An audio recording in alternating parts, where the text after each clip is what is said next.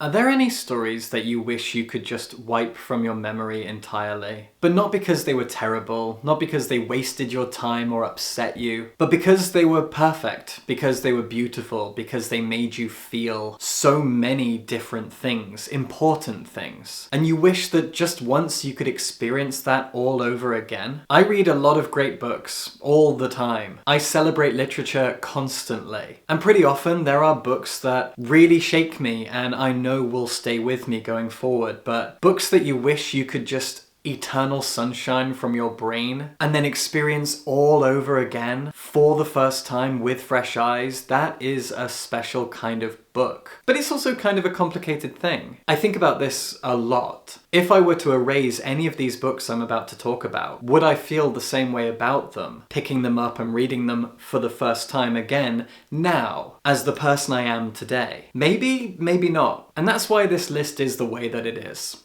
Because if I were to select a few books from my childhood, especially children's books, and wipe them from my memory and read them again now, as someone in their 30s, it's not going to have that same impact. I will be screwing with my memories, with my nostalgia, for no sensible reason. So I've been careful with the books that I've picked here. Books that, if I forgot them and read them again for the first time, would still leave an impact, would be really special. Maybe I've overthought this, maybe I haven't. Let's dive in. These are the 7 books that I wish I could erase from my memory and experience for the first time all over again. The first is Kazuo Ishiguro's Never Let Me Go, and honestly I probably could have picked any Ishiguro book. He is my favourite author. He won the Nobel Prize in Literature for a very good reason. He is one of the greatest living authors. But the thing about Ishiguro is that all of his books have unreliable narrators. Narrators who are holding something back from the reader. It's something he's very well known for, but I chose Never Let Me Go because it's the book that does that best. It's the book with the most exciting, terrifying, and heartbreaking twist of all of his books, and I want to experience that again. Never Let Me Go is a science fiction novel narrated by Kathy, a woman who spent her childhood at a boarding school with a group of close friends. In her 30s, she now works as a carer, and we don't really know much about her life and her job, and she reflects on her childhood spent at this remote English boarding school in the countryside, the friendships that she holds on to, the memories that she has, how they spent their days, but there is something else going on here. Something that she's not telling us. If you've read the book, you know what this is. I know what it is, and I don't want to. I want to erase it from my memory and read it all over again. Partly to just experience a fantastic twist, a fantastic reshaping of our understanding of this world and its characters as it plays out before us. But beyond that, I'd love to know how I would connect with these characters for the first time. It's been a few years since I first read this novel. How would it strike me differently now?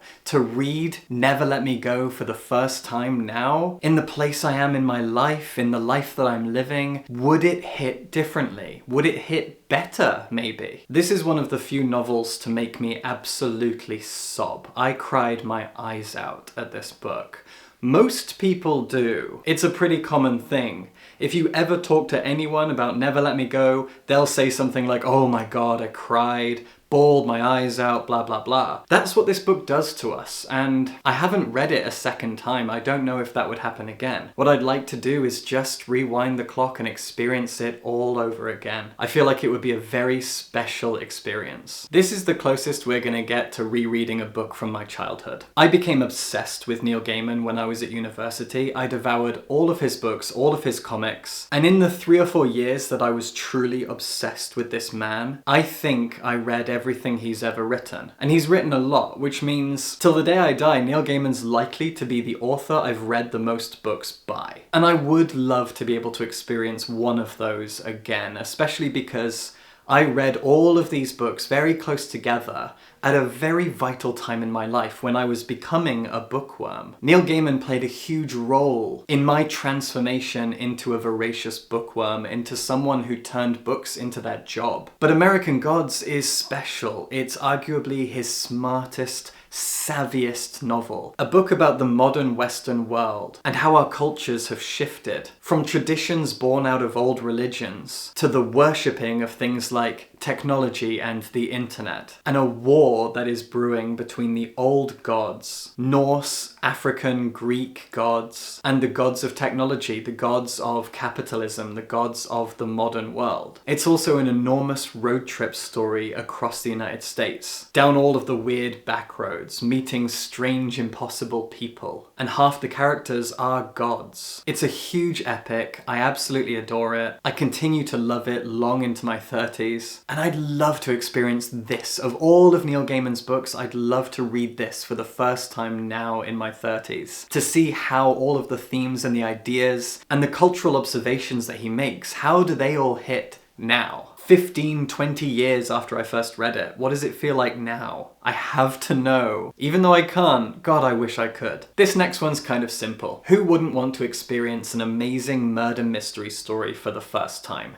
To be wowed by a really clever twist all over again. That's why I've selected Crooked House by Agatha Christie. For one, it is my favourite Agatha Christie novel. And although I haven't read all of her books, so I could just read a few more of them and be wowed by those twists, this one is a curious thing, because I guessed the twist in this book, and I guessed it right. And I can't help be curious if I would do it again, if there was something about the moment at which I read this book, where I clued into it in the right way and figured it out halfway through the novel. I don't know. Is that a weird thing to ask? To wonder? If I read this book for the first time now, or next year, or 10 years from now, would I guess it? Would I figure it out? Would I piece it all together? I really would like to know. It's an obvious thing to want to read your favourite murder mystery story for the first time, so that you can enjoy the puzzle of it for the first time. But my favourite murder mystery story is one I also figured out. Would I figure it out again? Was it a fluke? Was there something? Some reason why I got it that time? Would I get it right again? I really want to know. I have nothing else to say. This is just curiosity. It's also just such a wonderful novel. Flowers for Algernon by Daniel Keyes is one of the great works of science fiction, one of the best sci-fi novels ever written. It's an epistolary novel told from the perspective of a man called Charlie. Charlie is not intelligent, and he is the first human test subject of an experiment that will increase his IQ. I know IQ isn't real and is a useless, poisonous metric, but this is an old book. Charlie has the opportunity to become more intelligent, and he takes it. But the test subject that came before him was Algernon, a mouse who dies. The blurb gives that away, it's not a spoiler. And this means that Charlie, who has steadily developed a heightened sense of self-awareness, has to wrangle with the fact that things are impermanent. Our experiences are transitory, and we are mortal. These are all new things for Charlie to wrangle with and understand. As the novel goes on, Charlie becomes more intelligent and wonders more and more about what that means exactly. There are a lot of clever themes at play here, and it's been a few years since I read this novel. I'm smarter now than I was, ironically, given the point of the book. I'm a lot more well-read, I'm a lot more well-travelled. I have changed a lot in the 8 or 9 years since I read this. How would it affect me now? Would I read the themes of this novel entirely differently? Would I take so much more away? And obviously I could just read it now, right now. But I'd be curious how it would impact me for the first time now, very specifically.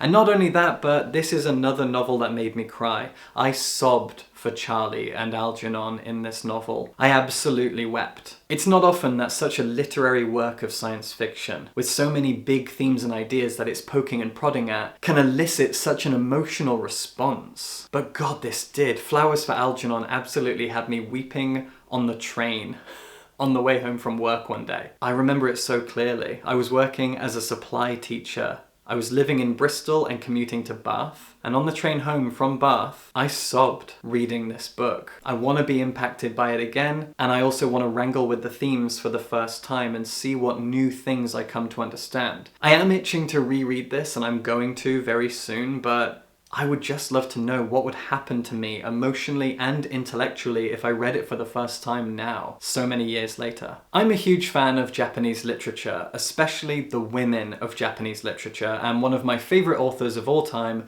is Miyako Kawakami. And this is my favorite book of hers, Breasts and Eggs, which is actually 2 novels packed into one. A novella and a longer sequel. I read and reviewed this book at the very beginning of the pandemic, like April 2020, and it really shook me.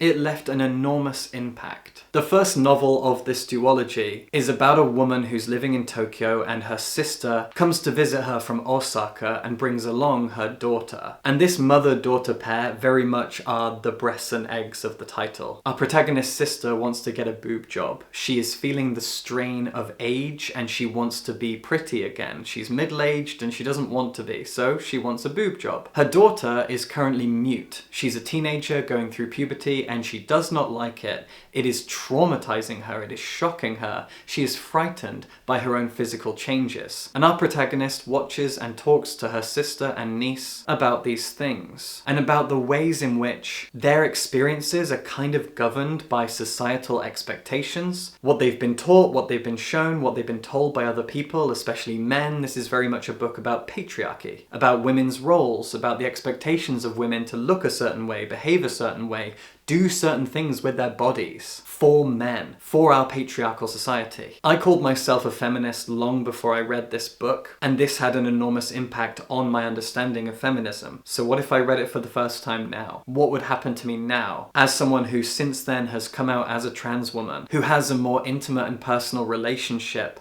to womanhood, and as someone who has been maliciously targeted by transphobes, who constantly talk about diminishing our rights in favor of things like biological sex and all of these horrible dog whistles that they throw out. What would happen to me now if I read this right now for the first time?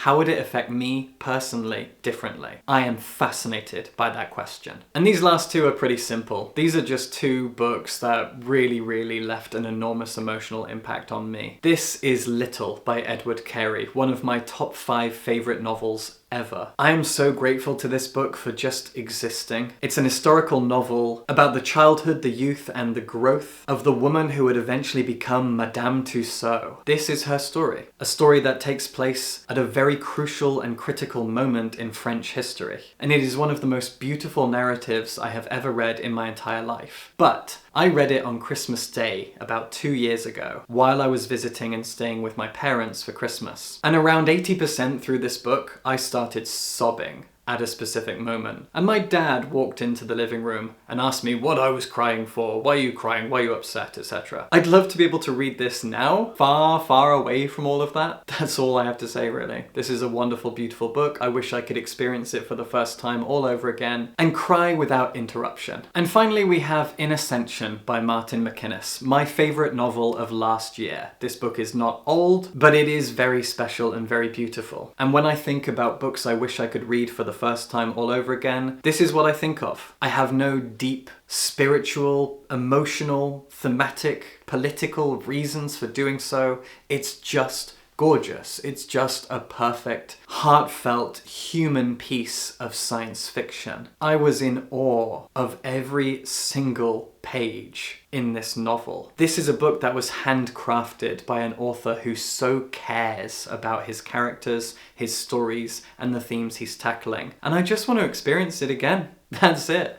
I will reread this book before too long. I only just read it a year ago. Maybe next year I'll read this again. But to read this for the first time, a few years from now, not even right now, I wish that when I'm 40, 45, I could erase this from my memory and enjoy it all over again for the first time. That would be a very special and beautiful experience. This is the kind of book I would save and know that when I'm in my 40s and I want to read something truly strikingly beautiful for the first time, I could turn to this. That would really be wonderful. I really hope you enjoyed this, and I'm really eager to know what you would choose. So leave your book or books that you would choose to erase from your memory and read all over again for the first time in the comments below. And if you happen to have really enjoyed this video and enjoy what I do and want to support me, you think that what I do is great and you want to see me keep doing it, please consider supporting me on Patreon. The support of my patrons is the reason this channel exists. And if you'd like to give me your support, I'd really appreciate it. So thank you for that, and subscribe for books.